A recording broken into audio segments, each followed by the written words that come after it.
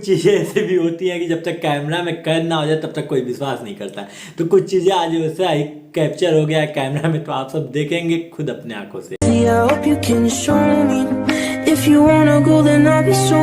शाबाश। तब क्या देखना पड़ रहा है, अच्छा है मैं अंधा हूँ।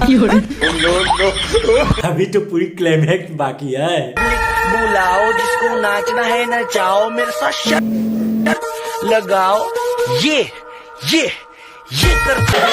पापा की परिया तो हमेशा आगे रहती है, और आगे रह लो।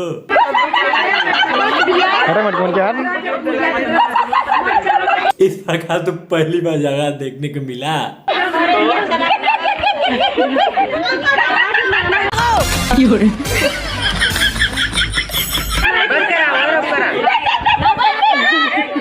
कौन है ये लोग, कहां से आते हैं ये? जा पूछ क्या।